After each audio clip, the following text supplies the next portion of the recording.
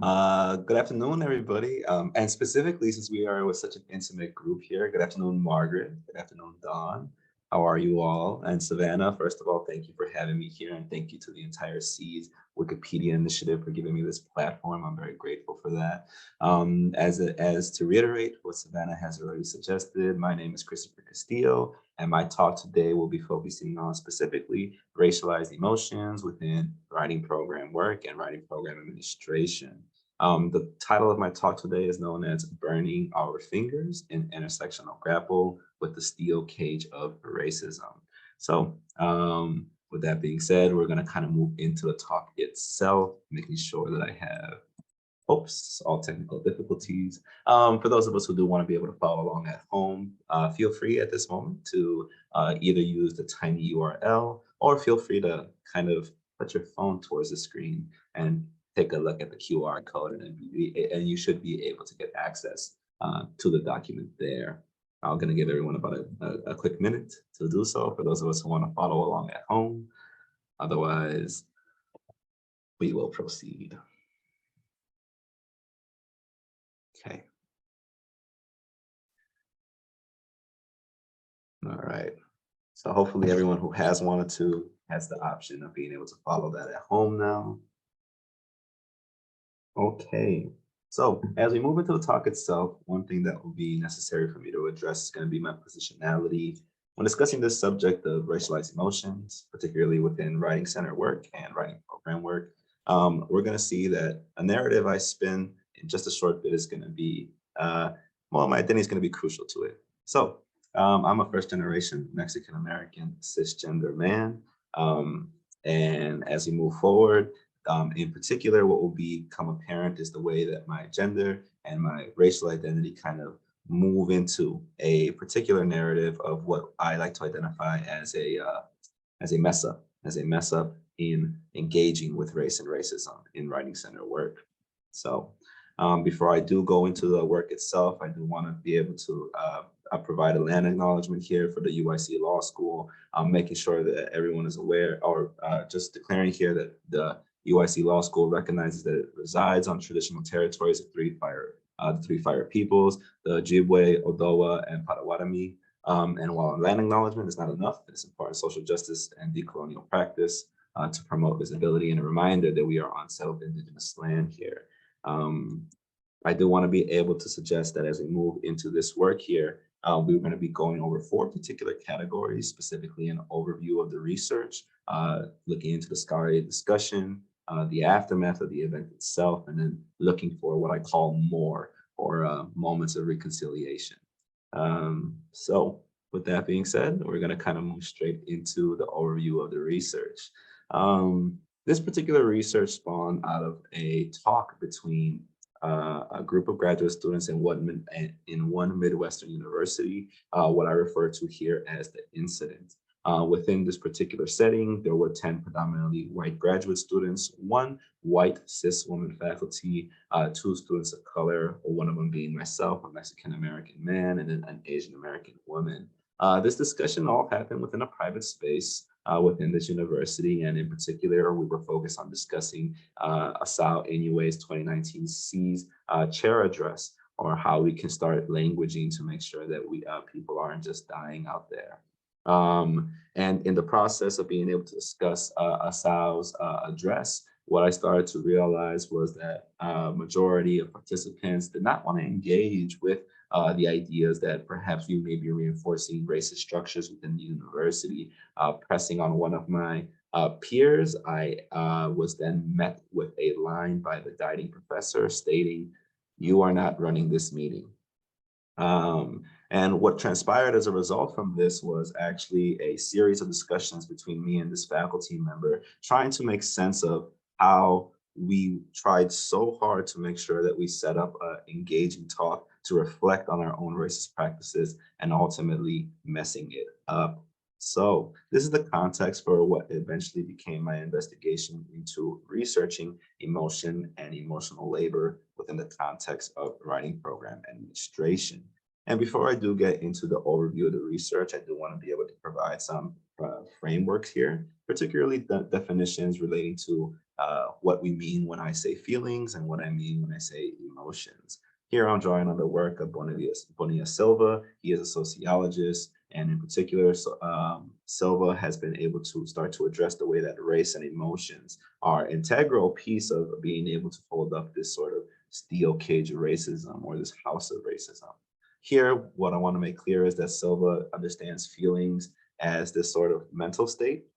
So you feel angry, you feel sad, you feel happy. Those are all within your mind. And then there's emotions, which he refers to as the physical reaction to external stimulus. So you get pinched, so you feel sad and you cry. That's the emotions. It's the physical representation. Or alternatively, someone tells you a joke, so you feel happy and you smile, right? What I want to make clear here is, as with Silva and myself, following Silva, I'm not distinguishing between these two. The idea that there is a split between what the body feels and what the mind understands is sort of this Cartesian duality that we don't have to necessarily dive into. There is a deep understanding of being able to see the way that what we feel physically and how we understand it mentally are intimately connected.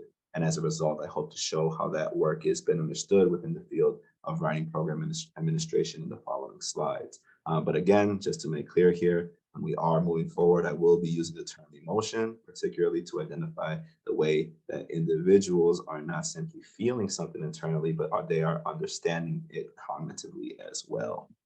Okay, so just to make clear here, in terms of the emotional dimension of WPA work, early work on emotion within WPA work, I'll focus primarily on the way that tutors and in particular students were feeling angry, fear, or sadness within their sessions. Early scholars started to realize that there is this sort of emotional dimension to the work and started to come up with terms to being able to account for that work, hence producing the term emotional labor. Within the context of writing center work in particular. This idea of emotional labor focused specifically on attending to those emotional aspects of social life. As for any of us who have been within writing center work are clearly aware of students coming in and being able to fear or being able to feel sad about their competency, or not even their competency, but their understanding of certain material. We are all too familiar with this emotional dimension. So as scholars started to engage with this emotional dimension of WPA work, they started to understand, for example, what McKee calls this rhetoric of emotions. And so, as I detailed earlier, Silva understands this sort of idea of crying when being pinched, for example, as being that physical reaction. But for McKee, she refers to that as emoting or expressing feelings. But for McKee, we do more than simply feel emotions internally. We do emotions. And this is what she refers to as the rhetorics of emotion, which are emotions as a performative that produce effects. So in short, for McKee, we don't just, emotions don't just come out of us. We do them to each other. Okay, so what does that lead us to? In particular, being able to understand that people do emotions can start to understand the way that we are either reinforcing or challenging particular structures within our institutions. In particular, through the work of Sakari, Sakari focuses on this idea of complaint, or what she refers to as affective complaint. She's drawing on the work of Ahmed here to understand the way that complaint has historically, within the field of composition and rhetoric, been associated with women or feminized within the field itself. And as a result, complaints have often been dismissed, or they have been trivialized. But for Sakari, being able to focus on complaints allows us to reveal power dynamics that are embedded within our social institutions. One such example could be understood the way that a particular woman within one of the writing centers she interviews at demonstrates how early on a already senior faculty member who was a white male would have her just try to print copies. But then, in order to be able to pass and not have to necessarily conflict with the individual, the writing center employee who, as a self-identified woman, would just have to smile to make sure that she was appeasing the circumstances.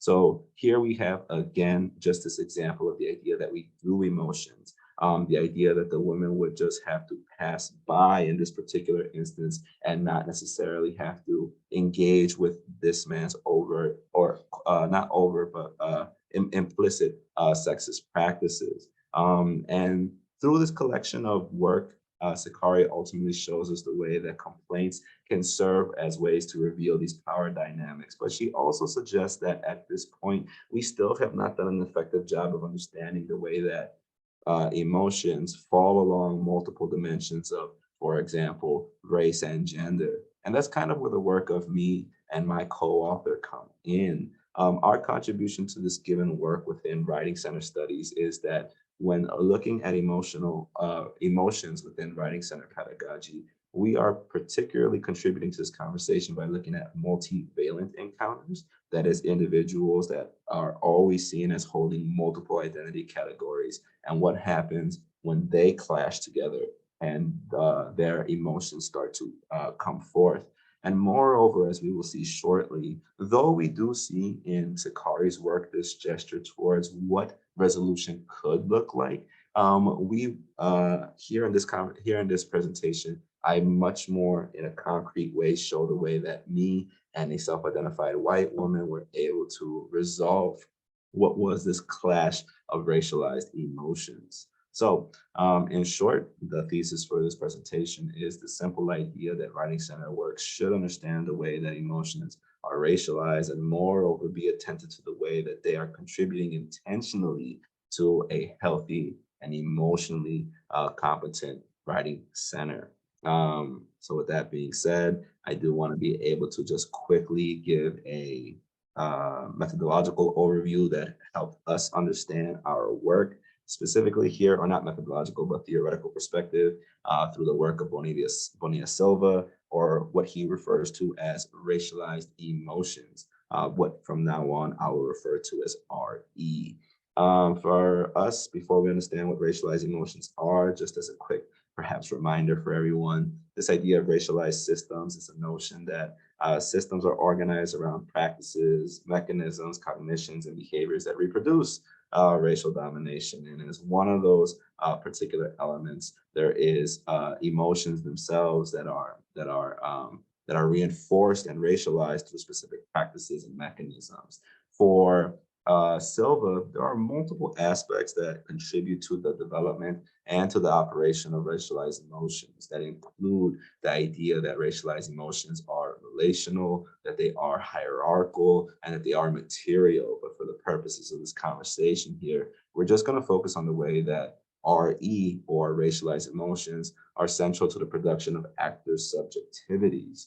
So, as he puts forth, or quoting Denizen here, the RE that shape actor subjectivity are not individual emotions. They are histories and specific contexts of manifestations. They aggregate over time. In short, what we come to discover here. And so what I would like to do in the following slides is basically show you the way that individuals have developed specific racialized emotions by aggregating experiences over time that they then carry into specific settings, in this case, the classroom or the writing program setting.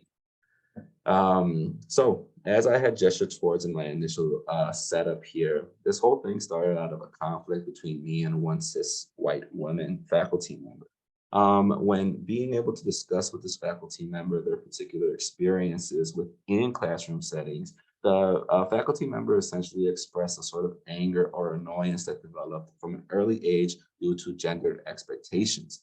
This idea of gendered expectations particularly started within their grade school, where they started to understand that for many people, they did not want to see, they wanted teachers who were warm and welcoming, specifically those who identified as women, to be warm and welcoming. And so as a result, her parents would have her be with a teacher who bucked that trend or challenged that idea, being able to instead be able to develop this idea of authority and deference in their practice. When going into her graduate studies, she would understand that those individuals or those teachers who were teaching the classrooms would oftentimes let individuals wander in the classroom, let the conversation go wherever they wanted without control. And as a result, the this faculty member felt annoyed by the way that such classrooms were being handled, just allowing individuals to be able to talk and speak however they wanted. So again, this idea of being able to understand how these sort of gendered expectations at an early age started to aggregate not only in her primary school, but then later again in her graduate experience, shows the way that this sort of idea of anger and the practices that she ultimately used of being able to generate control and deference within her own classroom developed by being able to identify this initial emotion, this anger here. Nevertheless, by contrast here, we do have my own experience within undergraduate. As a Mexican American man, I found myself being within predominantly white classrooms and being able to have to appease those white expectations. In particular, I could understand the way that my language practices were being policed, being told that I can't use specific contractions such as ain't and isn't, both within my speech practices and within my own writing. As a result, what I would come to experience was this sense of fear of the way that I could present myself in the classroom. And this fear was further agitated across classroom settings as particularly white male professors would use this sort of Socratic method for learning, where in contrast to my co-author here, not only were we not encouraged to speak amongst each other, but instead we were encouraged to speak to the only to the professor by answering that professor's questions. So it was very linear dialogue. In short, what ended up occurring was that I would find practices that developed out of this fear or out of this anxiety that included dominating conversation because I simply did not want to be targeted by the professor. And again, this idea of being able to identify this sort of emotional practice or this practice that develops out of an emotional foundation of having to dominate conversation by fear of being targeted can again gesture towards the idea of the way that these experiences of emotions are highly racialized. They occur within specific settings and through specific practices. Both of us, me and my professor, having to deal with different systems, whether those systems were patriarchal or white supremacy in nature. And as a visual of what we eventually were able to develop through a series of discussions was that whereas I had this sense of fear that over time aggregated into anxiety, which in turn, excuse me, which in turn made me develop these practices of dominating conversation and a framework of simply passing classrooms. My professor in turn developed this sort of anger that came from being pigeonholed by predominantly white men that developed into annoyance and being able to wrestle with that annoyance through control and deference in her own teaching practices. So as a visual to kind of understand the way that these emotions were aggregated within specifically white patriarchal areas and particularly white male areas. In my case, I have this visual to show the way that all these emotional practices that occurred, again, this idea of fear and anger that was repeated again and again throughout classroom settings, all clash within the incident that we had at the very beginning of this conversation. So again, that larger incident I gestured towards where my professor told me, you are not controlling this meeting, was her coming from a lifetime of experience of having men in particular being able to either dominate her interactions or being able to take up space where otherwise she was the authority figure. So while I was wrestling with white supremacy or whiteness, I developed this practice of domination that came out of fear, unaware of the way that that was feeding into this sexist historical practice of, again, talking over women. But by contrast, we have my professor over here who was consistently being told what her classroom should look like, particularly by men, and having that sort of training reinforced through her graduate experience, which in turn led her to be able to develop these ideas of control and deference, again, out of that anger of having to experience what it would be like in a classroom without control, and moreover, in a classroom where men did not respect and see her as someone with authority. As a result, by developing these particular practices, my professor learned how to navigate patriarchy, but unintentionally reinforced racist structures that, again, did not provide a space for her students of color. In short, what we can see here is the way that through our racialized emotions, we learn to develop specific practices that helped us navigate particular institutional powers, particularly whiteness and patriarchy. Unfortunately, in doing so, we did not become attentive to the way that we were reinforcing additional structures such as sexism and racism. So, where does this lead us in terms of being able to become aware of the way that these sort of racialized emotions, again, the way that these emotions manifest themselves within the context of the classroom, and particularly in the context of our relation to other either white men or men in general, and again on my end, white individuals, what occurs is that we did find a moment of reconciliation after the entire incident.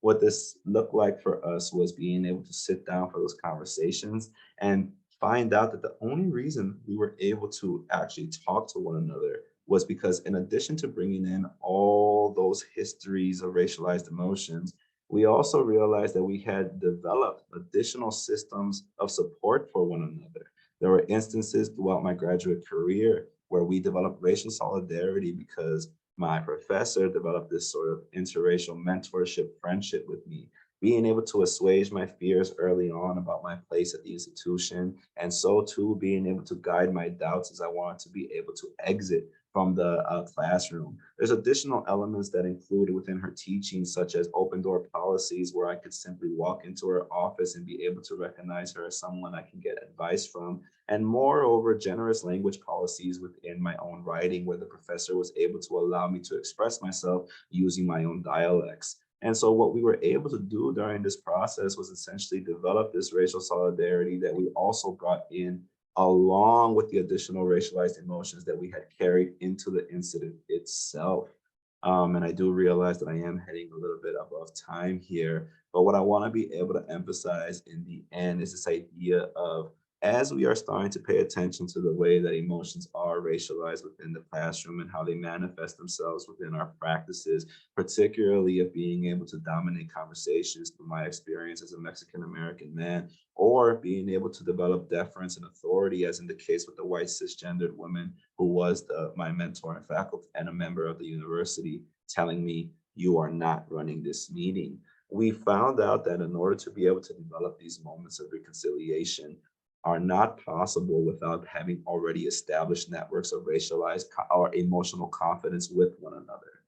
And again, these emotional confidences manifested themselves in all kinds of ways. It manifested themselves in what was allowed in the writing. It manifested itself when being able to address fears of being in the university. It manifested itself by having support just open through the open door policies. In the end, we realized that in order to be able to look for these moments of reconciliation or more, we had to have those networks established. So we recommend that individuals along similar lines are able to engage with racialized emotions in their own classrooms by being able to document and reflect on those instances of clashes that occur, not just amongst mentors and mentees, but even amongst the peers themselves. Being able to, at the same time, recognize that these relationships shift across context. So, whereas I brought in all these practices from my undergraduate of dominating conversations, that those sort of relationships differ when I'm within this particular location in this Midwestern university. And similarly, with my professor who had developed these practices of deference and authority that had, again, developed out of her experiences of annoyance and anger. We need to make sure that when we engage with racialized emotions, that we not only document and reflect them, but that we recognize them as across multiple contexts. So in the end here, I just want to be able to say thank you all for being able to invite me here.